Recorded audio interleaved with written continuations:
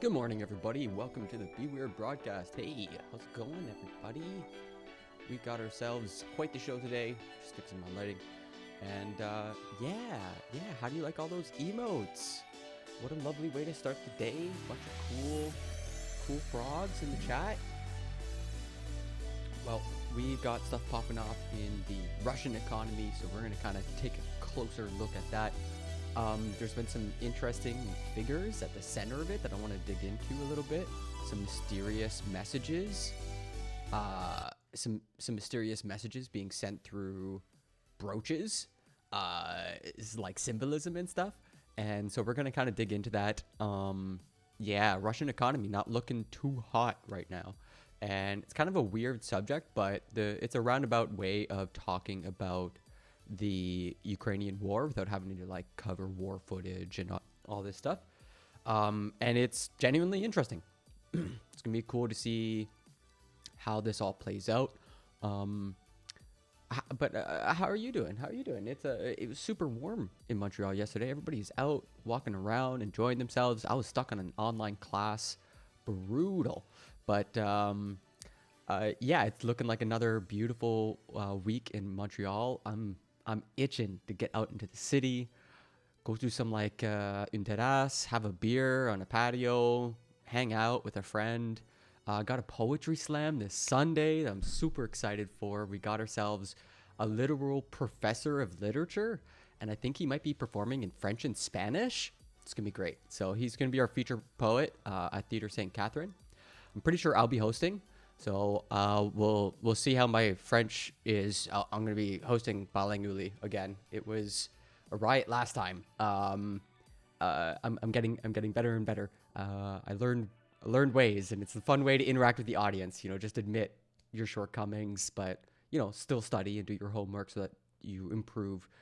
So yeah, I'm looking forward to that show. I hope you're all having a lovely morning. I got some news lined up for us as always, and we're gonna get into it. We're gonna check out what's going on in Ukraine, get a little synopsis, and then kind of dig deep into the effects of the sanctions. Some of it's really funny, like genuinely hilarious. So yeah, it's gonna be good. Just have some extra sources I gotta sort, and let's get into it. I'm gonna kill the music, or maybe just drop it a little low.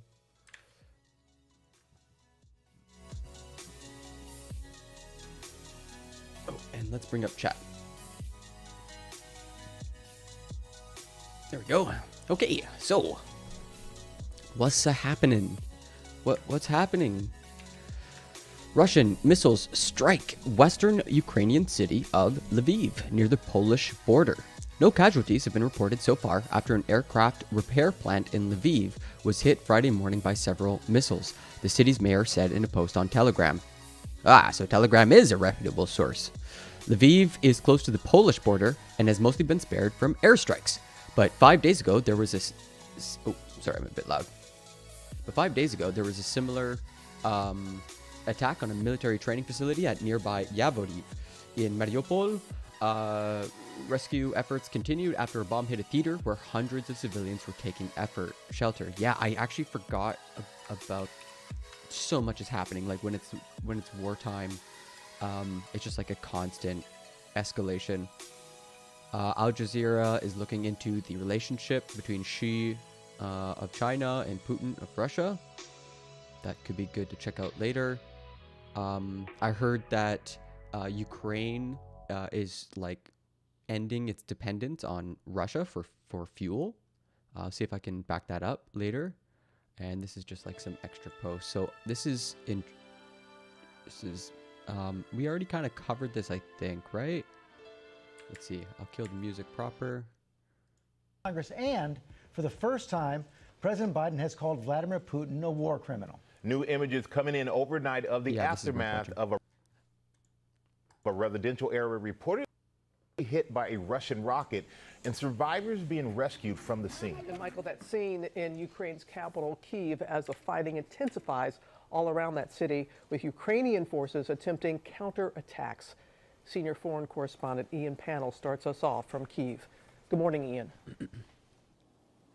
Yeah, good morning, Robin. It's now 3 weeks since this invasion began, and it's worth reflecting on quite how much has happened in that time. More than 3 million people forced from their homes, from their country, now living as refugees in foreign lands. You've got hundreds, maybe thousands of people who've been killed. You've got towns and villages and cities now under regular Russian bombardment. And with those bakeries and theatres being targeted, those civilians who stayed behind are now in the firing line. This morning, Kyiv hit again. Firefighters rushing to extinguish the flames from a residential block reportedly hit by a Russian rocket. Shell-shocked survivors being rescued from the damaged building. And in Kharkiv, near the Russian border, a market destroyed in a strike that killed 3 and injured 5. These images playing out across towns and cities as civilian areas are pummeled every day now by Russian missiles. In the besieged port city of Mariupol, the injured are rushed to one of the few remaining... Oh, I gotta be careful. Don't want to put...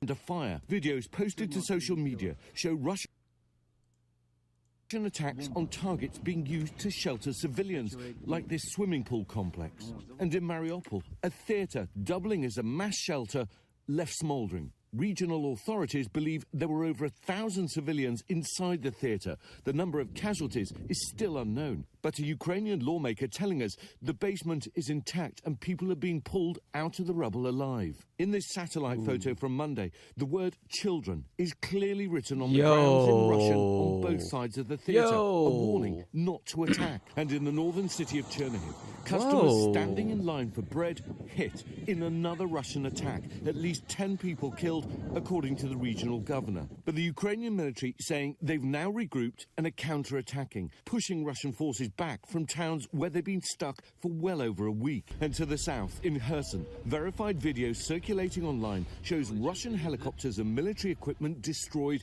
after a Ukrainian strike. Vladimir Putin saying the invasion has been unfolding successfully, and then falsely claiming they're doing everything they can to avoid civilian casualties. When asked about Putin, President Biden responding sharply. I think he is a war criminal. Ukrainian President Zelenskyy appearing before the US Congress pleading for aid for his country. Zelenskyy sharing this heartbreaking video, switching between peaceful scenes before the war and the horror of Russia's invasion on the ground over the last 3 weeks.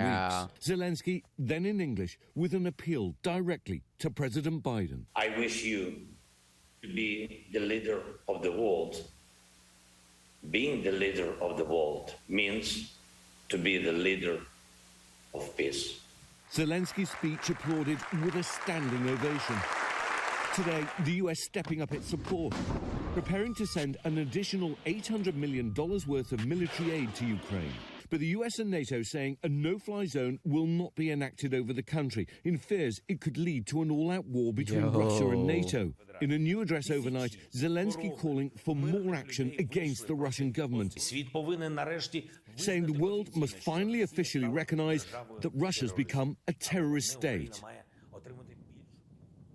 Well, the British Ministry of Defence now releasing its battlefield assessment, saying that it thinks that the Russian offensive has now stalled on all fronts. And of course, with the Ukrainians regrouping, counter-attacking, the hope is that the land invasion can hold where it is. But this bombardment is the main cause of destruction and death in the country, and there's no sign that that is ending. Yikes. I didn't... The success of the Ukraine... Okay. So apparently there's, excuse me, there's a sugar shortage. Look at this. People freaking over a basket full of what apparently is sugar. Don't know how true that is. But yeah, we're starting to head towards Soviet era economy. This was something that surfaced. Looks like Mariupol, at least some regions of it, are falling or have fallen. It's hard to totally interpret, but they're switching the signs. And you can clearly see a Russian flag. So, not... It seems almost eastern part of Mariupol is controlled. So we don't know how true that is either, because fog of war might have switched hands, but that was a pretty intense, some intense footage. This was a Russian airstrike targeting an SBU building in Kramatorsk. Just rampant bombing campaign at this point. There's apparently a video of Putin as a deepfake. I don't even know if I can watch it. He appears to declare peace with Ukraine. Oh my goodness. I want to watch this. A video circulating of Russian President Vladimir Putin is a deepfake and has been machine created to falsely add a voice, Reuters and Lead Stories report. Russia is continuing its invasion of Ukraine and peace negotiations have not yet made progress. Additionally, Crimea and other pro-separatist areas of Ukraine and former USSR countries remain disputed territories. He appears to declare peace with Ukraine. The video, however, has been created using footage from last month, and a new audio track has replaced the original. Interesting. Interesting. This is what the post looked like on Twitter at the time of writing? Oh, fuck, man. These deepfakes, man, are so scary. Соотечественники. Тема моего обращения – ситуация на Украине. Like, Только что прошли переговоры. What? Look at the mouth movements and the face. Like, you how do you know unless you came across the article? С украинской стороной. И они закончились абсолютно Oh, that looked a bit weird. для российской стороны. This looks just a bit weird, but if you're like, I don't know, man, the deepfakes are gotten way too good. Way too good. This is terrifying. Yeah. Oh man, I don't like the deepfake stuff. That's where it starts to get a little spicy. Ukrainian town deals Russia one of war's most decisive defeats. Quote, the Russians didn't expect us to be so strong, according to the Wall Street Journal, but they're not exactly the best in the news business. In the two-day battle of Voznesensk, details of which are only now emerging, local volunteers and the military repelled the Russians, who fled, leaving behind armor and dead soldiers. Russia's rapid thrust into Voznesensk was meant to showcase its military prowess. Instead, the Ukrainian town dealt Russian forces one of the most humiliating defeats of the war.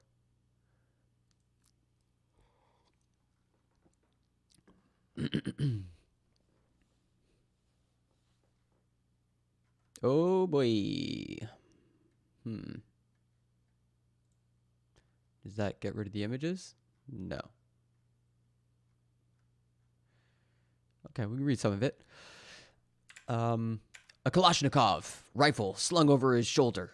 Voznesensk funeral director Mikhailo Sokurenko spent this Tuesday driving through fields and forests, picking up dead Russian soldiers and taking them to a freezer railway car piled with Russian bodies. Oh my God, what an opener. The casualties of one of the most comprehensive routes President Putin's forces have suffered since he ordered the invasion of Ukraine.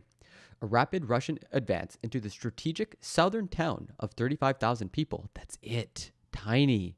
A gateway to a Ukrainian nuclear power station and pathway to attack Odessa from the back would have showcased the Russian military's abilities and severed Ukraine's key communications lines. Instead, the two-day battle of Voznesensk, details of which are only now emerging, turned decisively against the Russians. Judging from the destroyed and abandoned armor, Ukrainian forces, which comprise local volunteers and the professional military, eliminated most of a Russian battalion tactical group on March 2 and 3. Sheesh. The Ukrainian defenders' performance against a much better armed enemy in an overwhelmingly Russian-speaking region was successful in part because of widespread popular support for the Ukrainian cause. One reason the Russian invasion across the country has failed to achieve its principal goals so far. Ukraine on Wednesday said it was launching a counteroffensive on several fronts. Quote, everyone is united against the common enemy, said Voznesensk's 32-year-old mayor, Yevgeny Velichko, a former real estate developer turned wartime commander who, like other local officials, moves around with a gun. We are defending our own land. We are at home. Bro, he's my age. I'm about that age. Yikes. He's atop a bridge Ukrainian military engineers blew up. That's the mayor right there. Wait, yeah, he's carrying the gun. The Russian military says its Ukraine offensive is developing successfully and according to its plan. Moscow hasn't released updated casualty figures since acknowledging on March 2nd the death of 498 troops before the Voznesensk battle. Russian survivors of the Voznesensk battle left behind nearly 30 of their 43 vehicles. Tanks, APCs, multiple rocket launchers, trucks, as well as a downed Mi-24 attack helicopter. Oh, God. According to Ukrainian officials in the city. The helicopter's remnants and some pieces of burned-out Russian armor were still scattered around Voznesensk on Tuesday. Russian forces retreated more than 40 miles to the southeast, where other Ukrainian units have continued pounding them. Lol. Some dispersed in nearby forests, where local officials said 10 soldiers have been captured. Quote, we didn't have a single tank against them, just rocket-propelled grenades, javelin missiles, and the help of artillery, said Vadim Dombrovsky, a commander of the Ukrainian Special Forces reconnaissance group in the area and a Voznesensk resident. Quote, the Russians didn't expect us to be so strong. It was a surprise for them. If they had taken Voznesensk, they would have cut off the whole south of Ukraine. Whoa, where is Voznesensk?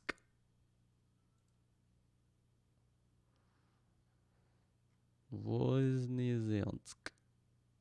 That's near Mykolaiv. Oh, wow. Yeah, that's actually pretty deep in. Holy shit. Wait, really? And I guess, oh, it cuts off another route for Odessa. Ukrainian officers estimated that some 100 Russian troops died in Voznezhensk, including those whose bodies were taken by retreating Russian troops or burned inside carbonized vehicles. As of Tuesday, 11 dead Russian soldiers were in the railway car. Wow. So they absolutely crushed them. Okay, that's interesting.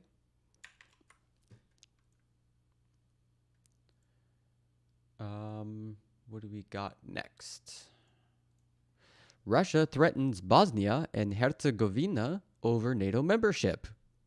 Is this Fox News? President Biden's announcement is sure to be a welcome one for Ukrainian fighters, but it still falls far short of what Ukrainian President Volodymyr Zelenskyy has been asking of the United States and our allies. Zelenskyy making those requests very clear in a rare address to the U.S. Congress today. Congressional correspondent Chad Pergram has the story from Capitol Hill. Hello, Chad. Mike, it was one of the most impassioned speeches to Congress in decades. A dire plea via video link. Now, it is true, in the darkest time for our country, for the whole Europe, I call on you to do more. Zelenskyy invoked iconic American imagery like Mount Rushmore and Martin Luther King. I need your decision, your help, which means exactly the same you feel when you hear the words, I have a dream. Zelenskyy also showed disturbing video to stoke Congress into action. I see no sense in life if it cannot stop the death. This may have been the most significant speech to Congress by a wartime foreign leader since Winston Churchill spoke to lawmakers just after Pearl Harbor in 1941. The forces ranged against us are enormous. They are bitter. They are ruthless. Crazy. There's a reason. Yeah, I've seen a few comparisons to Churchill. This is the first one. Zelenskyy cited America's entry into World War II. Remember Pearl Harbor. Terrible morning of December 7, 1941, when your sky was black from the planes attacking you. We are asking for a reply, for an answer to this terror from the whole world. Is this a lot to ask for? But Congress isn't ready for that. President Zelenskyy appeared to have presented an either-or scenario. He indicated in his remarks that he supports the establishment of a no-fly zone, but indicated in the alternative, providing Ukraine with enhanced missile defense systems would also help. Former Ukrainian leader Petro Poroshenko warned Congress during a similar address to Zelensky's after Russia annexed Crimea in 2014. Are we on the eve of the new Cold War? Is what until recently seemed unthinkable now becoming a reality? Zelensky's task to prompt lawmakers to act was similar to Churchill's goal in 1941. Churchill had been trying to appeal to Americans for the previous 2 years, but the United States was divided between isolationists and internationalists, especially in Congress. Pearl Harbor thrust the U.S. into World War II. Lawmakers fear a no-fly zone draws the U.S. closer to World War III. No, he said it. He said the thing. He said the meme, everybody. Okay, so, golly gee, that is a not very helpful map. Man, what is with this formatting? Just like crosses the entire page. I don't know how useful that is. All right, Marjorie Taylor Greene saying totally normal things in the House of Congress. Today to address the House to discuss why we need to focus on our country first. We are seeing rapidly rising inflation. It's completely out of control. Now, while in Congress and here in the Washington bubble that's disconnected with the rest of America, all we're hearing is potential war with Russia over the country of Ukraine.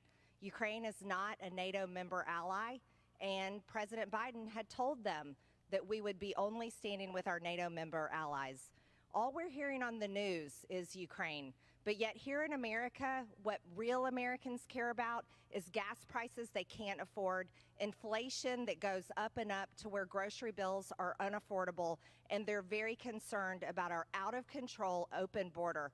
Crime is out of control, God. but yet So Washington what are is you completely talking disconnected and seems to care more about sending our sons and daughters to a potential war where they do not belong. So I would like to urge my colleagues here in Congress, instead of working on a future COVID bill, spending billions of dollars on COVID that doesn't exist, let's care about our border and let's care about working to have energy independence to lower gas prices for Americans. Gas, everybody. That's popular. You gotta gas. We gotta get more gas. So, Vladimir Putin accused of war crimes because he's bombing schools and theaters. Very strong evidence from the British Foreign Secretary. So, quite the allegation, allegedly. Russia has been accused by the UK, the US, France, Albania, Ireland, and Norway of war crimes in Ukraine, as Paris claimed Putin was only pretending to be interested in negotiating a peace deal. The 6 countries challenged Russia before a UN Security Council meeting as the British Foreign Secretary Liz Truss said there was now, quote, very, very strong evidence, end quote, of war crimes being committed by Russian forces. Quote, Vladimir Putin is behind them, Truss said. It is ultimately a matter for the International Criminal Court to decide who is or isn't a war criminal and for us to bring the evidence. U.S. Secretary of State Anthony Blinken said he agreed with Joe Biden that war crimes have been committed in Ukraine, adding that U.S. experts were in the process of documenting and evaluating potential war crimes. Not good, everybody. Not good. I mean, we kind of basically watched one just this morning with that theater that got bombed. Like, it clearly, I think we saw like image from above showing that it had the word children. So, yeah, I don't know what's going on. Russia, are you doing okay? Are you doing okay?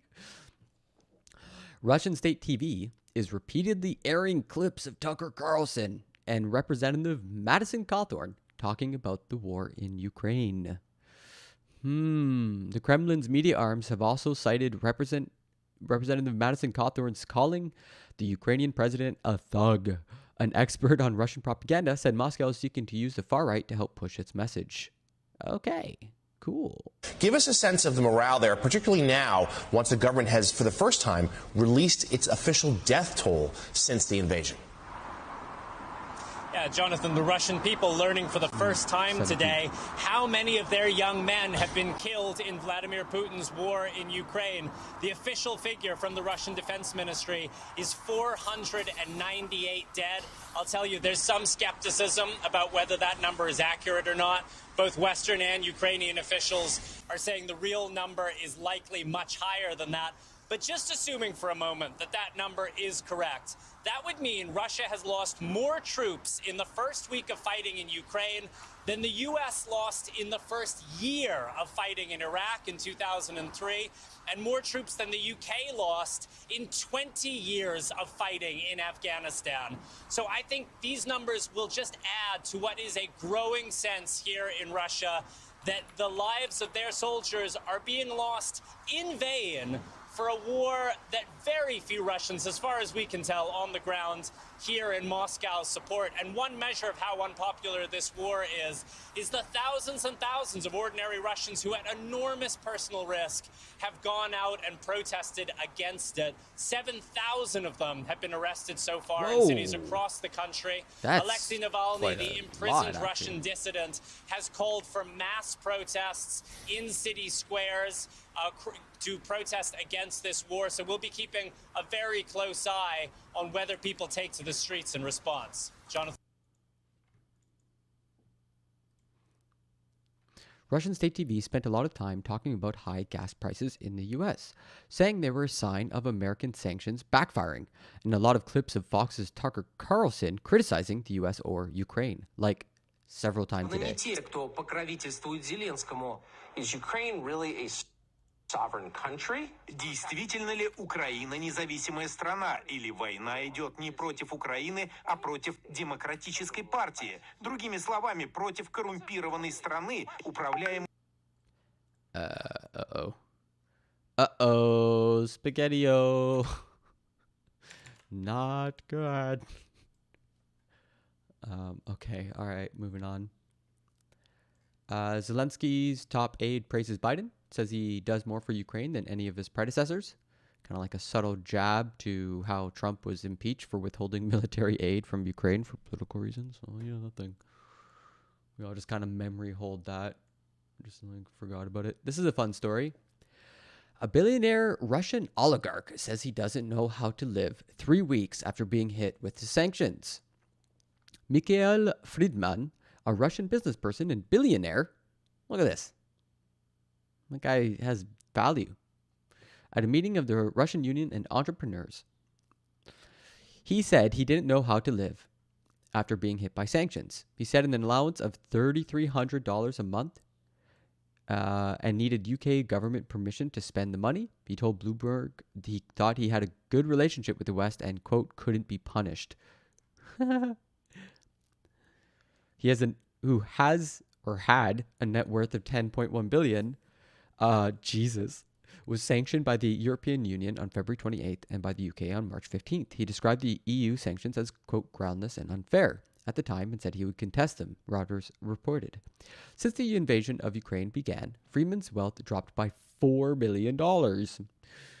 I don't know how to live, Friedman told Bloomberg. I don't know. I really don't know. Friedman, a co-founder of the London investment firm Letter One and former board member of the Russian banking company Alpha Bank. Oh, that's interesting. Told Bloomberg that the sanctions meant that his last working UK bank card was frozen. Textbook case of affluenza. Yeah, no kidding, Kraus. Like, oh my goodness, just how do normal people eat the bread? Has an allowance of $2,500 per month. That's thin, but for one person, no, yeah, you can probably do that. It's no problem. My problems are really nothing compared with their problems, he told Bloomberg. And also, he probably has so many assets he could just like sell. Like, what's going on? He resigned from the board of Alpha Bank one day after the EU sanctioned him. Alpha Bank is, yeah, that's an interesting rabbit hole to go down. So we saw Marjorie Taylor Greene prostrate herself before Russian propaganda in the U.S. Congress. And now, Anonymous has warned history, quote, will not be kind to, quote, Russian asset, Marjorie Taylor Greene. So they're threatening her. I tell you what, Pumpkin, and how about you, what is this?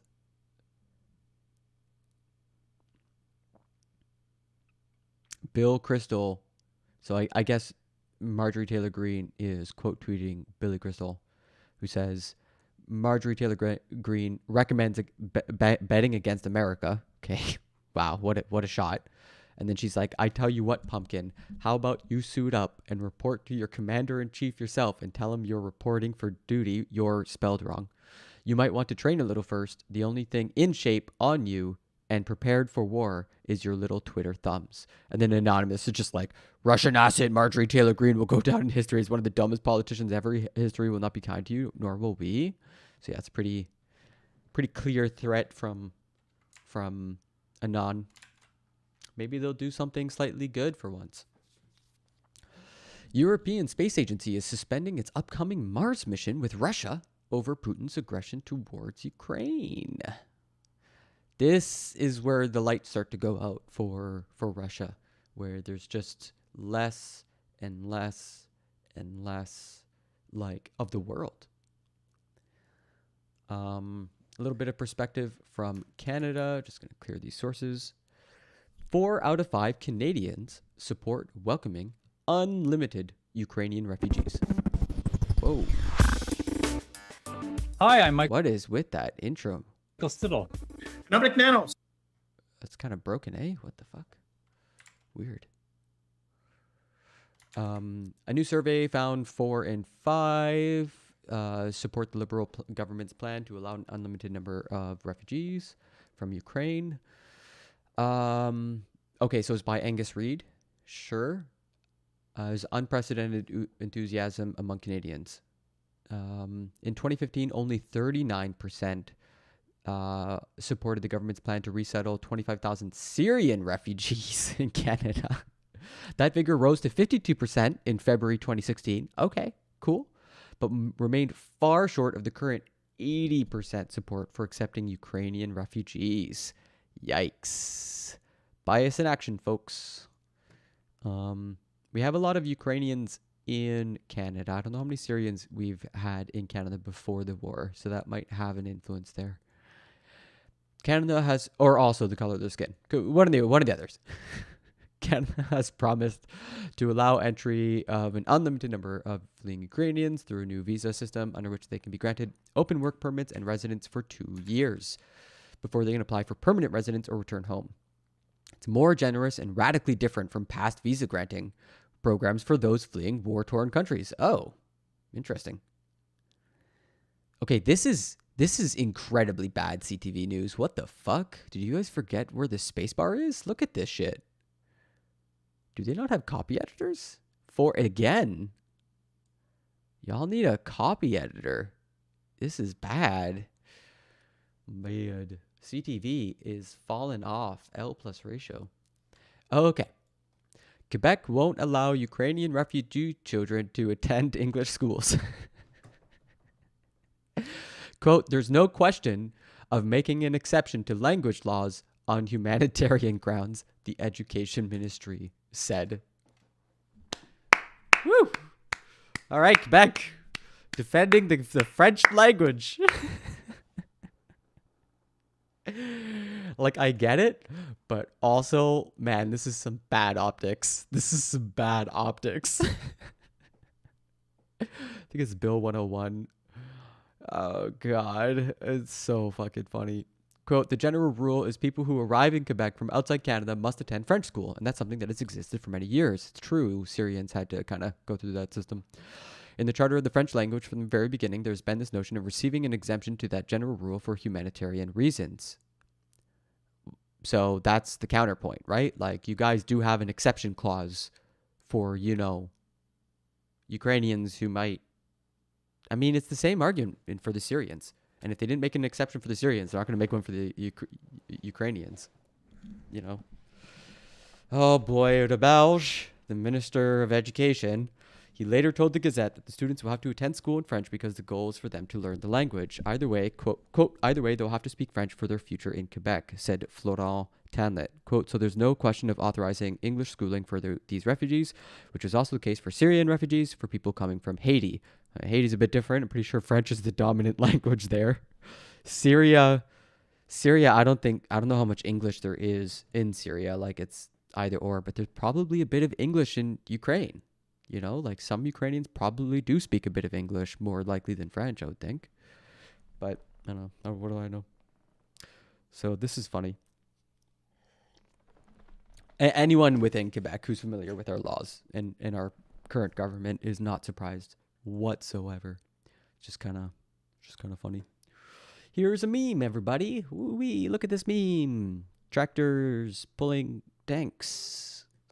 It's a meme. There's another one in the background too. Ukraine for peace. This is just like a graffiti play yard. This looks awesome. Bunch of like areas to do tags. Somebody drew a dick in the sky. This is valuable information. There's a sky and there's hooey. Wow, that's hilarious. Massive Russian plane stuck at Toronto Pearson after being grounded indefinitely. A large Russian plane has been grounded at Toronto Pearson and has been prohibited from leaving indefinitely. The Russian cargo plane, belonging to the airline Volga Dnepr, has been parked at Toronto since February 27th after the Canadian government closed the airspace to Russian aircraft operators. Yo, holy shit. The Antonov An-124 arrived into Canada from China via Anchorage in Russia. The plane, yada yada, currently one aircraft at Pearson that has departed. Yeah. Look at it. Just sitting there doing nothing. Got him. U.S. Treasury to allow Russia's $117 million pawn payment to go through in dollars. spokesman. So yeah, that's pretty big news for the Russian economy. They're barely avoiding defaulting on its debt. Russia's finance minister told state-run media Thursday that the country fulfilled the debt obligation and noted that it's up to the U.S. as to whether the payment would be allowed. The Treasury said it would let the payment go through. Gotta pay the banks. Even though there's a war, you gotta pay the banks, everybody. Where would we be without banks? Okay, and this is the big story.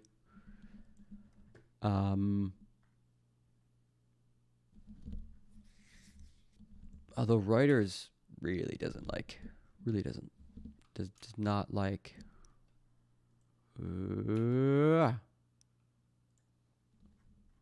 Yeah, they figured out how to womp womp. Russian central bank decides not to reopen stock market trading next week. So this is okay. Here we go. This is the big news. Putin arrests own military chief and bank boss quits as inner circle crumbles. Okay, this is a bit biased. It's the Mirror, so don't think this is like. But this lady right here. Принимать все необходимые меры для защиты финансовой и ценовой стабильности. Let's try this again.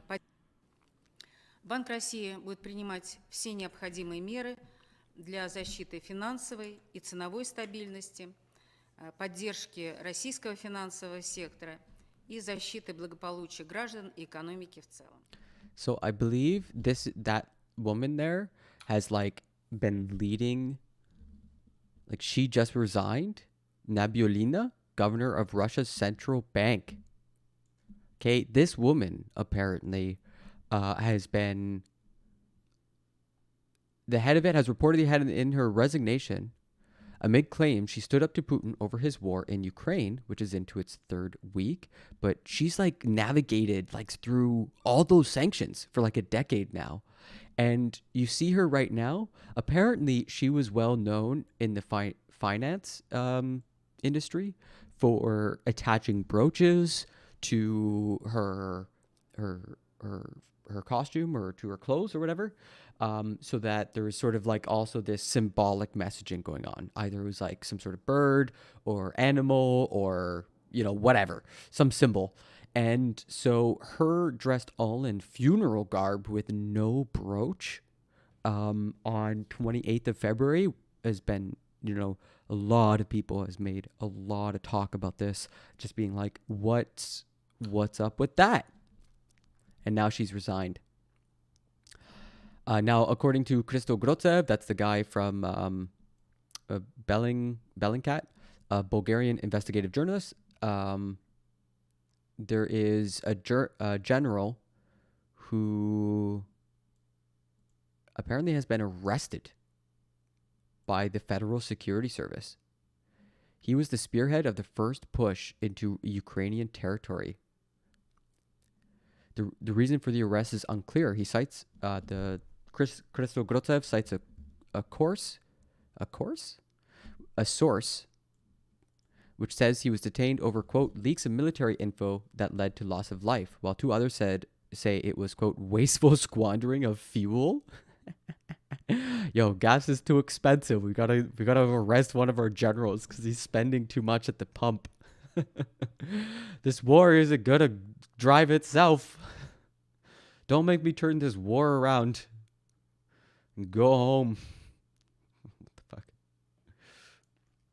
Okay, Arnold Schwarzenegger's getting into the ring for reasons. What does he have to say? I'm sending... Hello, everybody, and thank you for sharing your time with me. Translated to Russian? I'm sending this message through various different channels to reach my dear Russian friends and the Russian soldiers serving in Ukraine. Okay. I'm speaking to you today because there are things that are going on in the world that are being kept from you. Terrible things that you should know about. But before I talk about the harsh realities, let me just tell you about the Russian who became my hero. In 1961, when I was 14 years old... He has a fucking... What the fuck is that? A very good friend of mine invited me to come to Vienna and to watch the World Weightlifting Championships. I was in the audience when Yuri Petrovich Vlasov won the World Championship title, becoming the first human being to lift 200 kilograms over his head. It's crazy. Somehow a friend of mine got me backstage. All of a sudden, there was a 14-year-old boy standing in front of the strongest man in the world. It's pretty crazy. I couldn't believe it. Now we know he what happened. He reached out to shake my hand. I mean, I still had a boy's hand.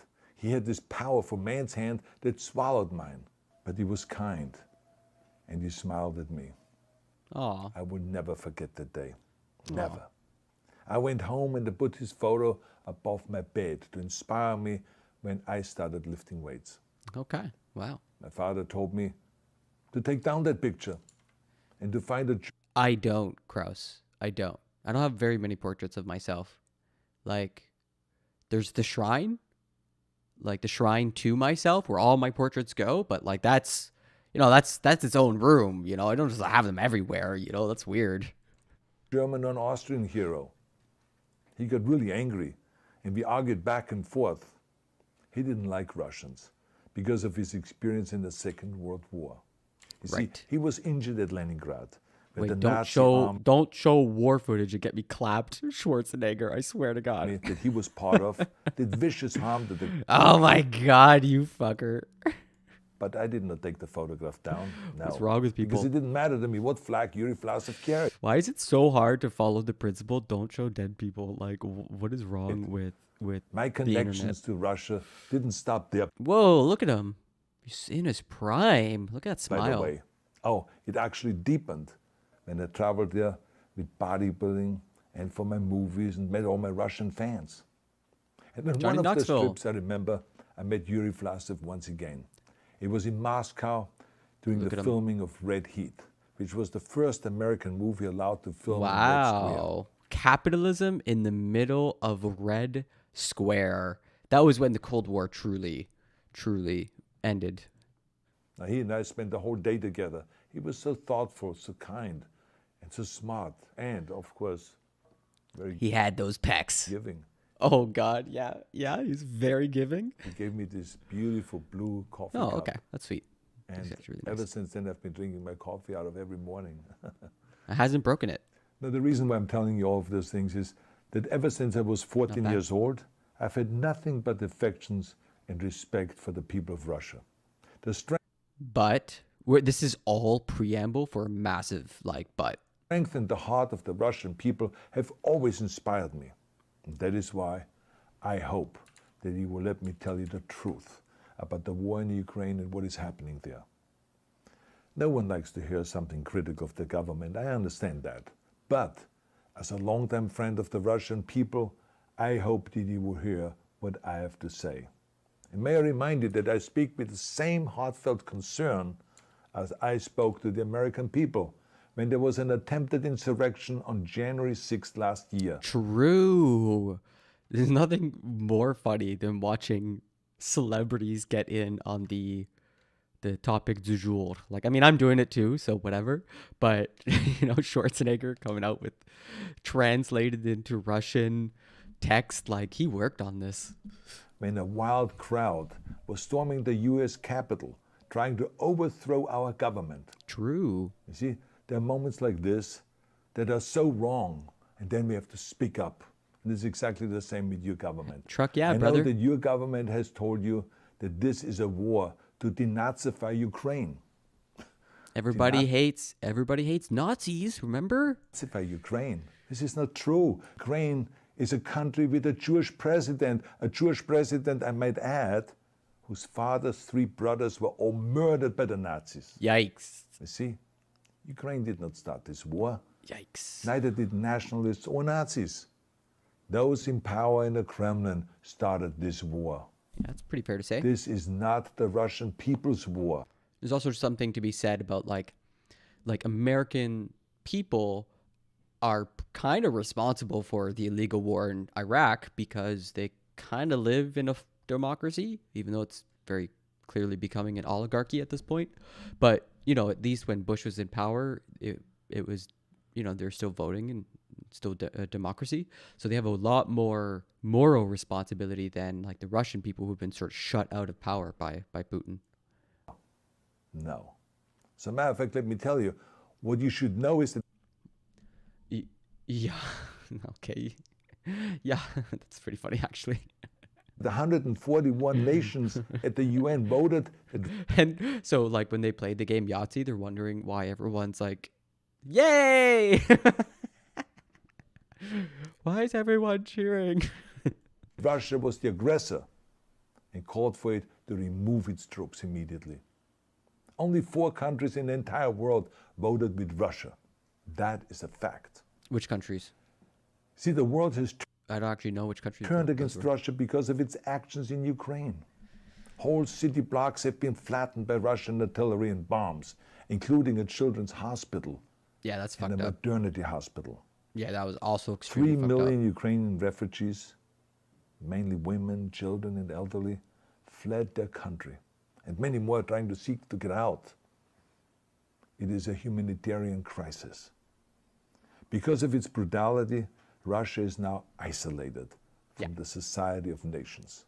And like blocked out of airspace, blocked out of economies, which means they're blocked out of culture now, especially with all of the major companies pulling out, but not Nestle. Fuck you, Nestle.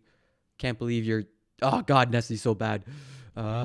You're also not being told the truth about the consequences of this war on Russia itself. I love the, like, hubris, the idea. Like, Schwarzenegger is thinking, like, yeah, I'll get through to the Russian people. To listen to me. I definitely got clout. I wonder. I regret to tell you. Hey, if it works for 5 people. Thousands of Russian soldiers that have been killed. Yeah. They've been caught between Ukrainians fighting for their homeland and the Russian leadership fighting for conquest. Massive amounts of Russian equipment have been destroyed or abandoned.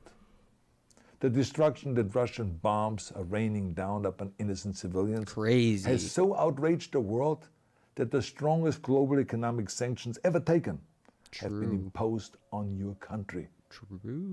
Those who don't deserve it on both sides of the war will suffer. The Russian government has lied not only to the citizens, but to its soldiers. Some of the soldiers were told they were going to fight Nazis. Some were told, good morning, Techno Micah. How you doing? Told that the Ukrainian people would greet them like heroes. And some were told that they were simply going on exercise. They didn't even know that they were going into war. We're getting... I know it's obvious, but we're watching Schwarzenegger solve the war. He's got a line in on the Russian people who, by and large, support this war. He's going to shift the balance, though, everybody. It's going to sway from 60-40 to 40-60. You just watch. And some were told that they were there to protect ethnic Russians in Ukraine. None of this is true. The fact is that Russian soldiers have faced fierce resistance from the Ukrainians who want to protect their families and their country. Yeah, we just finished going across that one story where it's a town of 35,000 and there's a lot of Russian speakers.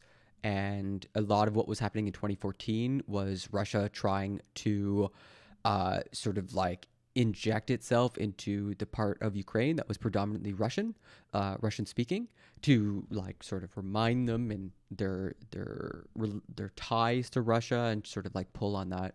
I'm doing well, thank you. My Russian friend told me he can't send money to his family and can't fly there right now.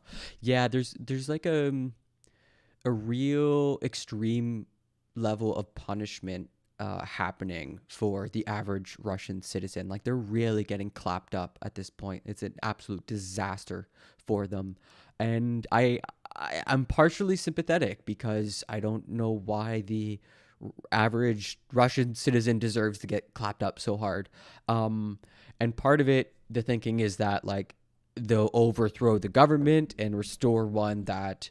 But like, it just boils down to the logic of regime change again, right? Like, the West is trying to decide which countries get which governments, but also at the same time, Russia do be war crimin'. So, you know, they've kind of lost so much moral credibility with the world.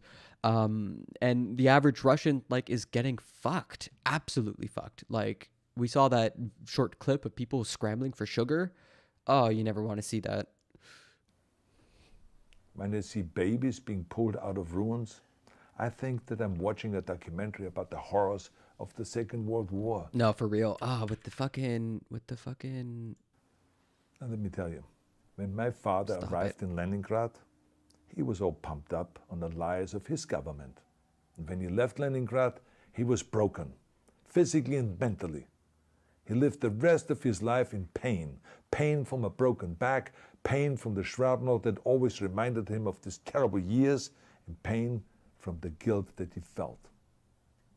To the Russian soldiers listening to this broadcast, you already know much of the truth that I've been speaking. You've seen it with your own eyes. I don't want you to be broken like my father. This is not the war to defend Russia that your grandfathers or your great-grandfathers fought. This is an illegal war.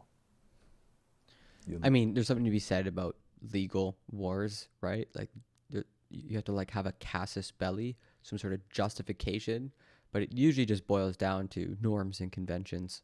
Lives, your limbs, your futures are being sacrificed for a senseless war condemned by the entire world.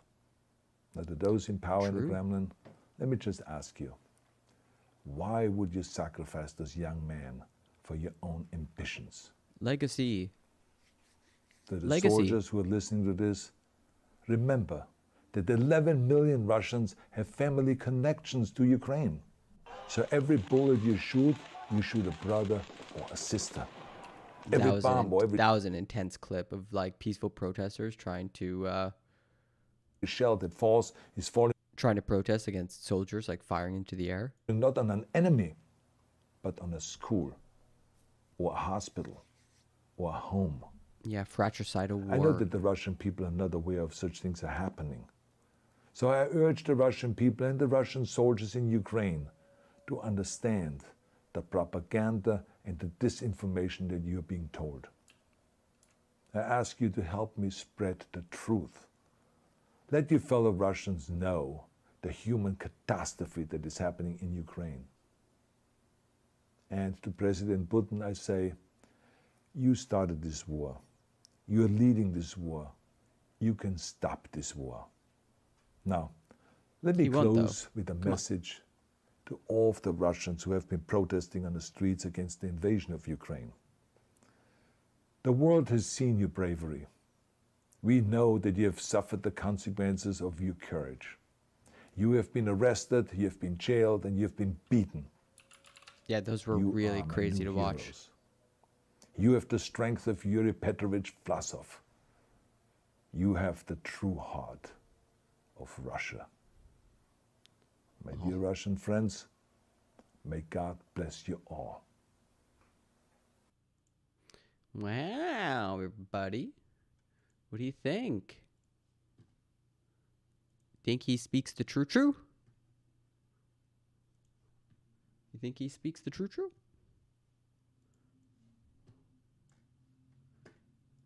Safeguard the safety and basic humanitarian.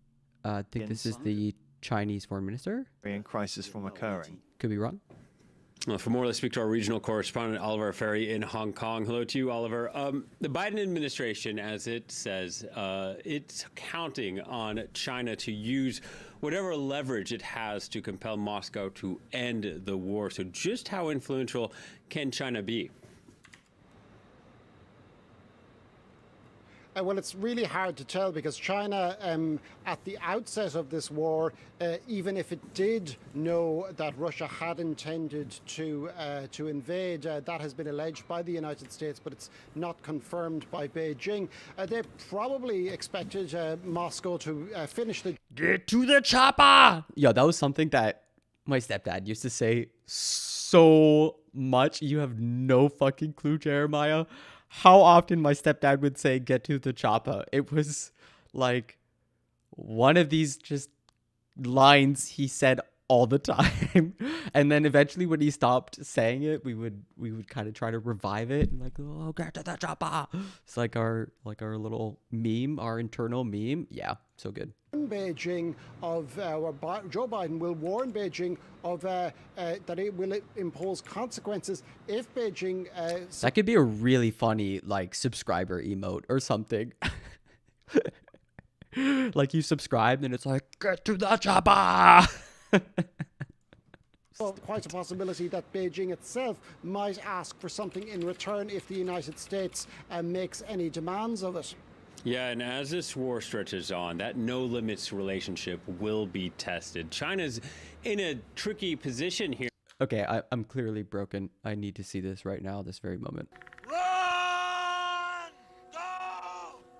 Get to the chopper! Get to the chopper! Get to the chopper! Get to the chopper! Too bad, like, his head's at such a weird angle. Like, it's so... Oh, it's such a good movie. 6 weeks old as of yet, and of course it has built up an alliance with Russia over the past 2 decades too. It's a but beard comb? it probably would much prefer that there is a negotiated peace. Hey man, there's a war going on. Longer get bogged down. It probably did not expect such a strong reaction from the West, and a particularly unified one. It has become accustomed to disagreements between Europe and the United States in recent years, particularly under the Trump administration. The Chinese government itself has been taking very much a neutral line in this conflict, but significantly Chinese state media in recent days has started showing news of attacks on civilians in Ukraine, which suggests that there might be a shift in the official attitude sometime soon. All right, Oliver, thank you very much. Oliver Ferry reporting from Hong Kong. Yeah, he could do it with a bit of a shave. It's pretty disheveled. Out a new 5th package of sanctions against Russia. Meanwhile, the need for humanitarian aid in the sanctions will continue until morale improves. According to the UN Refugee Agency, who said while about 3.2 million people have fled Ukraine, daily crossings have slowed in recent days, citing warmer weather as a possible factor. Right. Well, Kyiv's orchestra was on tour in Italy when the invasion by Russia began last month. Forced to watch the destruction of their country from 2,000 kilometers away, the musicians are trying to support their homeland with music. Our correspondent in Italy, Natalie Mendoza, tells us more. In the city of Taranto, in southern Italy, preparations are being made for a special event. Members of the Kiev Chamber Orchestra, who got blocked in Italy when the war broke out, are going to give a concert. Oh, look at that fucking... Oh man, I love... Everyone here shares the same concerns. They fear for their families still in Ukraine. Every concert I play with pain in my heart and fear for my families. With every air siren, they run to bomb shelters, to basements, and this is awful. Always, I just try. I'm hoping they are alive. As the concert begins, the audience welcomes the musicians with enthusiasm. Man, that's what I gotta go to. The first piece is the Ukrainian national anthem, a melody that here becomes a message of peace and resistance. It was very difficult to play, but we understand that our main mission to save the world about this. We want to say the people that Ukrainian people, it's a peaceful nation. We are a peaceful country, but we are very strong, and we are trying to support our army. On that note, one of my more favorite musicians, Jacob Collier, put this out, and it's the Ukrainian national anthem. My heart has spent a lot of time with this tune in the last week. It better captures the spirit of how I'm feeling than any words.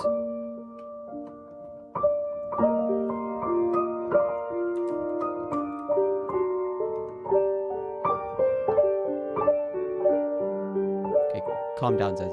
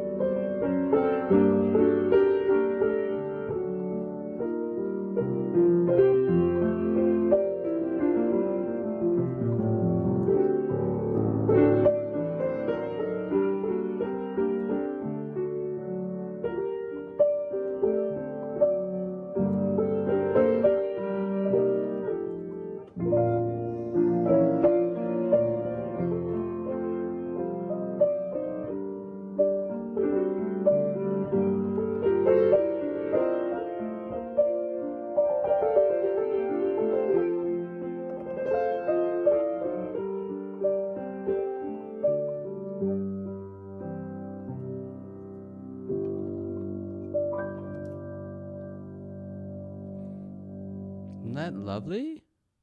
Isn't that lovely? So good.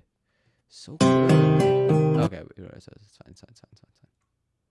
Reforms pledged, the 44-year-old said he intends to achieve full employment in 5 years and cut taxes further. Randy Marsh made that hat. The first objective for working more is full employment. That's an This immediate is achievable. ban. It consists of doing in the next 5 years what we have done in the last 5. For the next 5 years, I commit to a 15 billion euro decrease in taxes.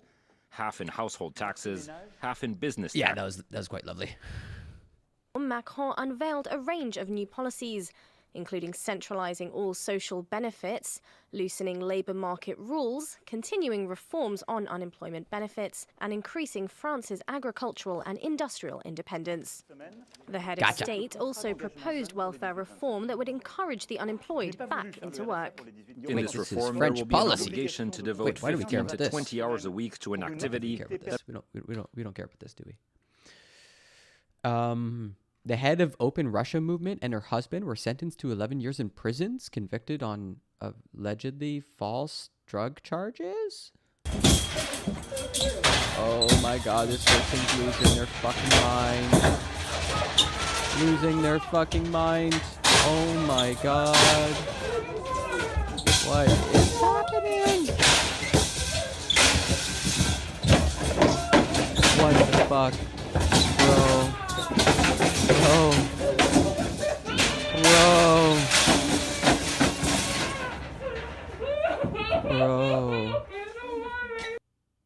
Bro, what? What's the scoop here? Al Jazeera. Andrei Pivovarov, Kremlin critic, pulled off plane, arrested. He heads the Open Russia movement, which recently dissolved itself over fears its members would be punished under new laws. Russian authorities have arrested a prominent opposition activist after he was hauled off a flight and raided the homes of several others. Andrei Pivovarov, the head of the Open Russia movement, was pulled off a Warsaw-bound plane so he was fleeing to Poland at St. Petersburg Airport just before takeoff late on Monday. Pivovarov's team said police questioned him, searched his apartment, and opened a criminal case against him on Tuesday for allegedly violating Russia's legislation on, quote, undesirable organizations. Quote, these situations show us that they are afraid of us and we are a majority, Pivovarov's Twitter account said. The Krasnodar branch of the investigative committee, which probes major cases, said in a statement that Pivovarov had in August 2020 published materials in support of an, quote, undesirable organization. So that other person was full of shit. It has nothing to do with drugs. The statement also accused the activist of attempting to flee from investigators on Monday. Pivovarov said he was going on vacation when he was arrested. Unusual action. Pivovarov's removal from the plane came after authorities in Belarus on May 23rd diverted a Ryanair flight heading from Greece to Lithuania to the capital Minsk and arrested a journalist on board. Polish airline LOT, which operated Pivovarov's flight, said the plane was taxiing when Russian air traffic control ordered the crew to return to the parking position. Quote, the pilot had to comply with this order as he was under Russian jurisdiction. Poland said it was looking into the issue. Quote, this is an unusual action because if the Russians wanted to detain this person, they could have done so before boarding. The question is why it was done exactly at that moment. Deputy Foreign Minister Piotr Wawrzyk, told state broadcaster TVP. The standards of the civilized world do not apply there. Oh, geez, what a quote. Open Russia tagged as undesirable. Yikes. And then police raids, crackdown on dissent. Oh, God, no. Yeah. Russia coming for you. It's gone full on authoritarian control. It's kind of a bad situation. All right, where are you now? Oh, actually. The global markets continues amid the ongoing war in Ukraine. The FTSE in London dropping 0.2% on the heels of the latest interest rate hike from the Bank of England on Thursday. CAC 40 here in Paris off by 1.5% as shares in French electricity provider EDF sink on news of a 3.1 billion euro recapitalization plan. DAX in Frankfurt even deeper in the red at midday. Crude oil futures, meanwhile, back on the upswing as peace talks between Russia and Ukraine stall out. European benchmark Brent crude jumped 9% on Thursday. Its U.S. counterpart, West Texas Intermediate, was up 8% yesterday. Each one is up around 8. Okay, nobody actually cares about the markets because none of us has enough money to own stonks. Let's listen to one of the Green brothers, John Green, explain the historical context of Ukraine and Russia. This guy's usually pretty based. Good morning, Hank. It's Tuesday. So to understand the unfolding catastrophe in Ukraine, I think it's really important to have some historical and political context. First, a quick snapshot of Ukraine. It is the second largest country in Europe by area, and at least as of 3 weeks ago, it was home to over 40 million people. The national languages are Ukrainian, which is the first language of about 2/3 of Ukrainians, and also Russian, which is the first language of about 30% of Ukrainians. Russian is most commonly spoken in the east and the south of the country, but gentle reminder that language is not nationality. Ukrainian history and cultural identity stretches back a very long time, but its history as a nation-state really begins, like a lot of countries, in World War I. Beginning in 1917, Ukraine was for a time an independent nation called the Ukrainian People's Republic, which had this flag and is seen as the forerunner of modern Ukraine, which has this flag. But like the borders and even the existence of this new country were always contested. From 1917 to 1921, there was a war between the Ukrainian People's Republic and the Bolsheviks, who were just coming to power in Russia. And in January of 1919, just after the end of World War I, the Bolsheviks invaded Ukraine in full force and eventually defeated the Ukrainian People's Republic. Among other factions, wars are complicated. And Ukraine became one of the Soviet Socialist Republics of the new Union of Soviet Socialist Republics. One of the generals who led that Bolshevik invasion of Ukraine was Joseph Stalin, who cemented himself as leader of the Soviet Union in 1929. Stalin wanted to crush any Ukrainian independence movements, which for him also meant discouraging Ukrainian language and cultural identity through a variety of strategies, many of them horrific, but we're going to focus today on just two Stalin policies that continue to reverberate. First, the Holodomor, as it is known in Ukraine. In 1932 and 1933, millions of Ukrainians starved to death because of Stalin's agricultural policies, wherein food was taken from Ukrainian homes and Ukrainian fields and sent elsewhere in the Soviet Union, especially to industrial centers. This period is sometimes known in English as the Terror Famine, to emphasize that it was not the result of blight or weather, but of human choice. So to be clear, the Stalin regime knew what it was doing. These very similar to the potato famine in Ireland, where the British knew what they were doing. They knew what they were doing. They're like, yeah, we're mowing the lawn, or whatever the quote was. Policies were designed to punish Ukrainian peasant farmers who were seen to be resistant to Stalin's ideal of the Soviet Union. It is hard to overstate the horrors of the Holodomor. Perhaps 1 out of every 8 Ukrainians died in a 2-year period. Another Stalin-era policy that continues to reverberate was forced deportation. So because Stalin wanted to discourage independence movements, he forcibly moved millions of people. Almost the entire indigenous population of Tatar people were forcibly deported from their home in the Crimean Peninsula. Many Ukrainians were forced to leave Ukraine, including for prison camps in Siberia, and many Russian people were moved against their will to various areas of the Soviet Union as well, including Ukraine. This had a significant, lasting effect on the ethnic, cultural, and linguistic makeup of a huge swath of Eurasia, from Lithuania to Kazakhstan. And it's worth noting that many Ukrainians today feel there are parallels between that Stalin-era policy and what the Putin regime is doing in Ukraine right now. So Putin has repeatedly attacked these humanitarian corridors people are trying to set up to allow safe passage of civilians from besieged cities into Western Ukraine or other countries in Europe, but Putin has said, I will guarantee your safety if you come to Russia, basically saying you can't stay safely in Ukraine and you can't go west, but you can come to Russia, which feels to a lot of people fairly close to forced movement. Okay, let's move ahead to 1991, when the Soviet Union is breaking up. Ukraine holds a referendum to vote on whether to become an independent nation, and 92% of people vote for independence. In every region of Ukraine, a majority of people vote for independence. Holy shit. And as a result, for the last 30 years, Ukraine has been a globally recognized independent nation. Right. Now, it has not always gone great, as I explored in my previous video about Ukraine, but also independence is complicated in a global world, especially when the name of your country literally means borderlands, as Ukraine does. Wow. Partly due to cultural and historical connections, like millions of Ukrainian people have family in Russia, and partly because of economic necessity,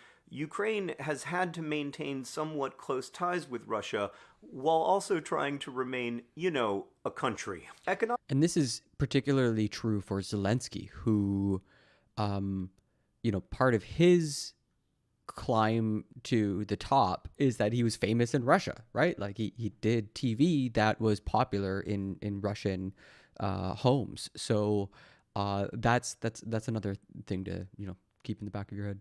Economically, Ukraine has been in a complicated relationship with Russia for the same reason the rest of Europe has been, which is that Russia has a lot of oil and natural gas. Like, fossil fuels amounted to about 60% of Russia's exports in 2019. That figure is similar to, like, Iran or the UAE. And Ukraine has been very reliant on imports of Russian energy sources, not least because at times those imports have been heavily subsidized by Russia to try to curry favor and influence in Ukraine.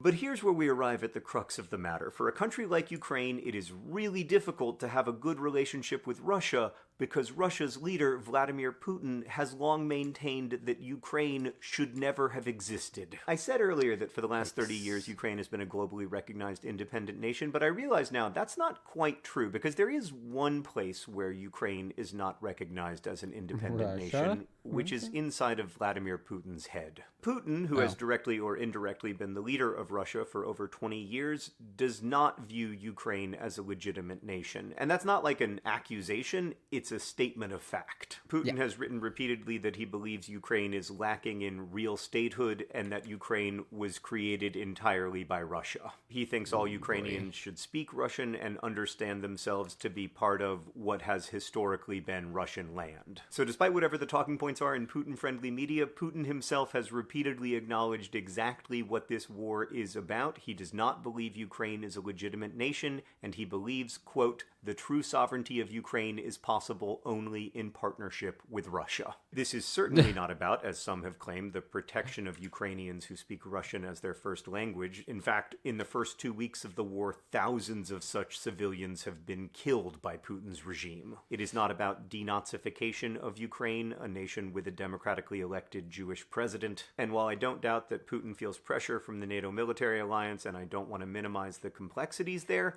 Interesting. He is kind of pointing out that there is like an eastern expansion of NATO. I simply don't think it makes Russia more safe to have Russian soldiers closer to NATO missiles. True. Again, this is primarily about what Putin... If Russia is saying, hey, NATO, don't you come any closer, and then they invade a country, they're now closer to NATO. has said it is about. He believes that when the borders of Ukraine were drawn, Russia was robbed. And he is seeking to rectify that perceived injustice through violence, including the mass killing of civilians and the destruction of infrastructure that serves them. I mean, just before the invasion, Putin addressed Ukraine by saying, whether you like it or not, take it, my darling. Wow. Which was widely recognized to be a quote from a song about sexually assaulting a corpse. Oh Vladimir my Putin God. told the world what he was going to do. Wait, what the fuck? And now he is doing it. I made a video about Ukraine 8 years ago that ended, the arc of history is long. Let's hope it bends toward peace. Oh. That was tragically naive. I don't know how this Yikes. war will end, only that it has already caused tremendous suffering. Less than 3 weeks into the Putin regime's invasion of Ukraine, millions of people have been forced to flee their homes, and thousands have been killed, including many children. I hope Officially shatters the longest peacetime There is some way forward other than more suffering, like but hundreds of years. Don't know what it is. What I do know is that... And even that's like an arguable statement, you know, with the war in Yemen and everything. No war will crush Ukrainian identity or language. When I made a TikTok about Ukraine recently, a young person commented, "As a Ukrainian, I would like to add one thing that I recently understood myself. Ukraine became Ukraine by never giving up on fighting for its freedom."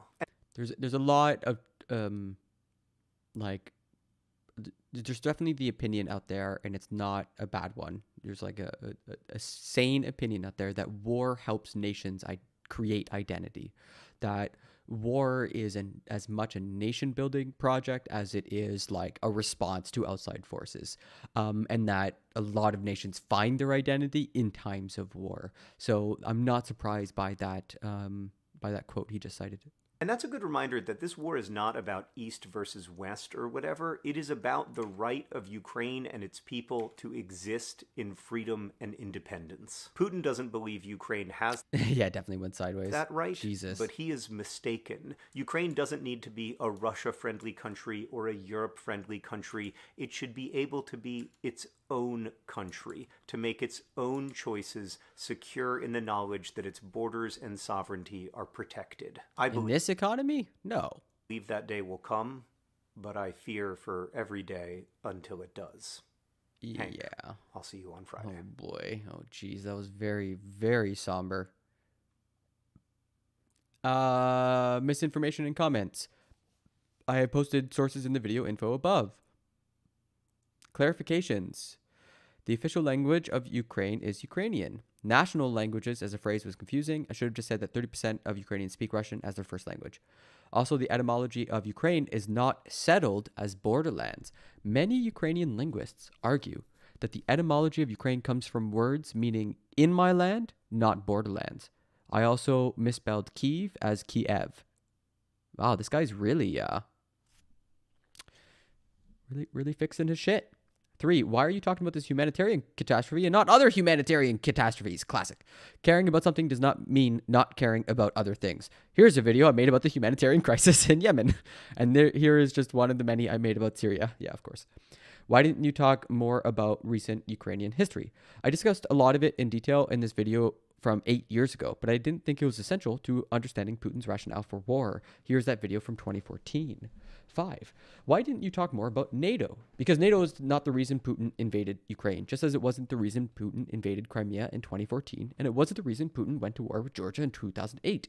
I think NATO could have handled this crisis better and could still be handling it better. And as I say in the video, I don't want to minimize the complexities of NATO's expansion, but Ukraine did not join NATO.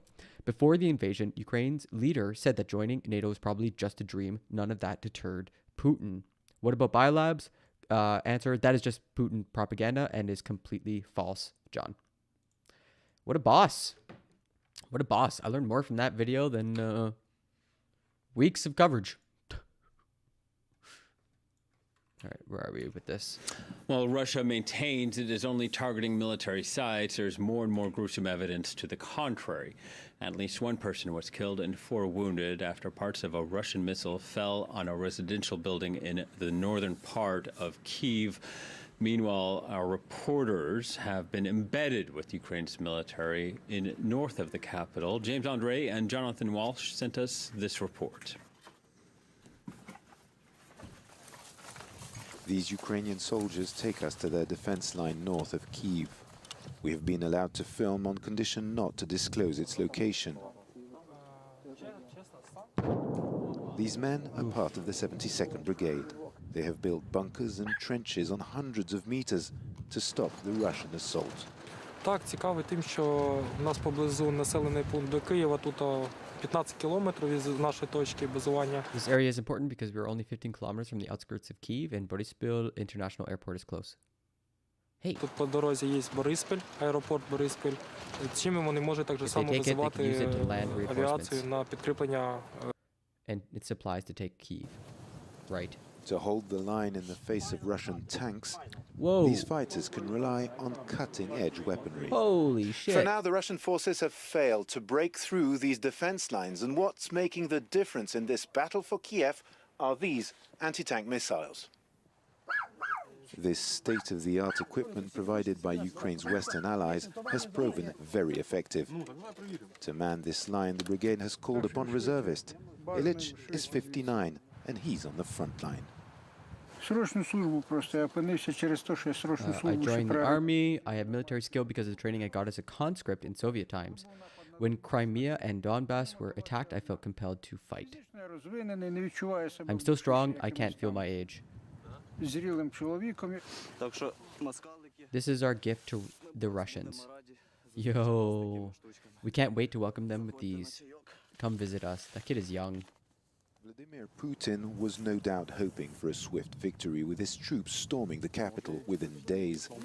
Against all odds, Ukrainian forces have managed to stall the Russian offensive for now. The battle for Kiev is only just beginning. And as local officials say, more than 2,000 people have died in Mariupol. The U.S. has blasted Vladimir Putin. First, Joe Biden called him a war criminal in an off-the-cuff remark earlier this week. Then, in a prepared speech, his Secretary of State doubled down. Antony Blinken said Russian forces are committing war crimes in Ukraine, that U.S. experts are documenting them. The comments came after police in the Ukrainian city of Chernihiv said that an American was among those killed by Russian shelling. Take a listen. President Biden said that, in his opinion, war crimes have been committed in Ukraine. Yikes. Personally, I agree. Intentionally targeting civilians is a war crime. After all the destruction of the past 3 weeks, I find it difficult to conclude that the Russians are doing otherwise. Well, 2 days of talks, but no breakthrough in Mali. The government went with Tuareg factions amid concerns over insecurity in the north of the country. There have been fears of an uptick in jihadist activity since France had announced last month it would leave the country. And for more, we can speak France 24's own Wassim Nasser. Hello to you, France. Okay, that seems like a bit off topic. I also had something a bit different.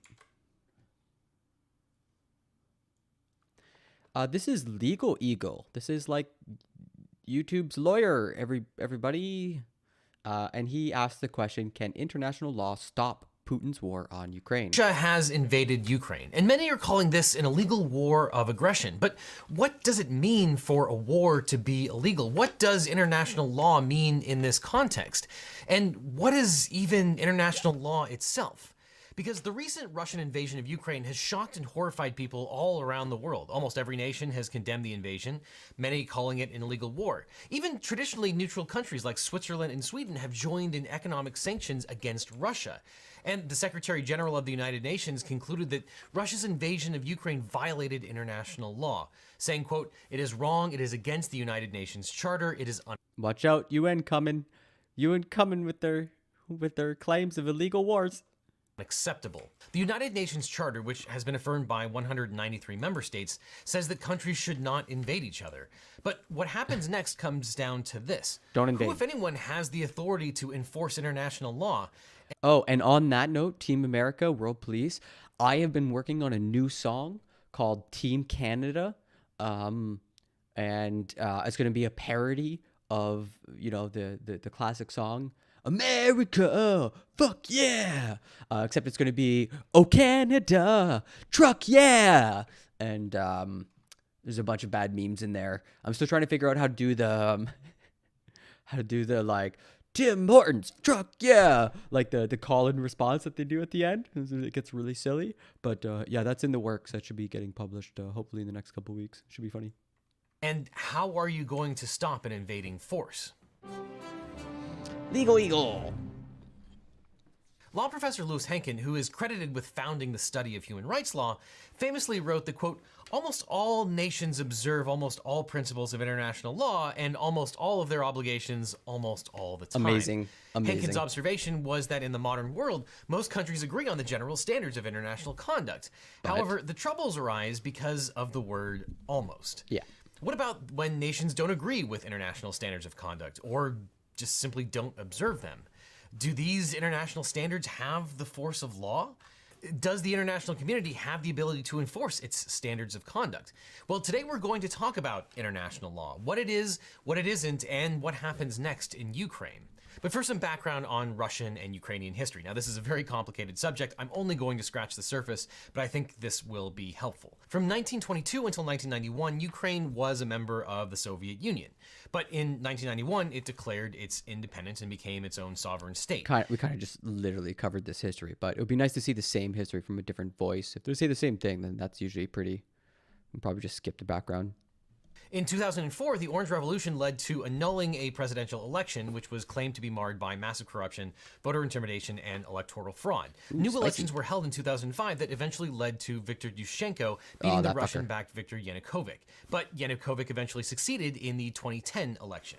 But in 2013, the Ukrainian people launched a protest movement against the corrupt pro-Russian president Viktor Yanukovych, who was seen as being backed by Russian billionaires who were hostile to NATO. Not to make this about the United States, but coincidentally, during this era, Donald Trump's campaign manager, Paul Manafort, spent 10 years as one of Yanukovych's advisors. Of course, in 2020, President Trump was impeached by the House after he put on hold $391 million in congressionally approved military aid to Ukraine. But in that was super normal and good. 2013, Ukraine's government was about to sign an agreement establishing closer ties with Europe, but Yanukovych backed out 1 week before the agreement was to be signed. Instead, he announced that Ukraine would build a stronger relationship with Russia. This announcement reneged on a campaign promise, and Yanukovych's popularity plummeted.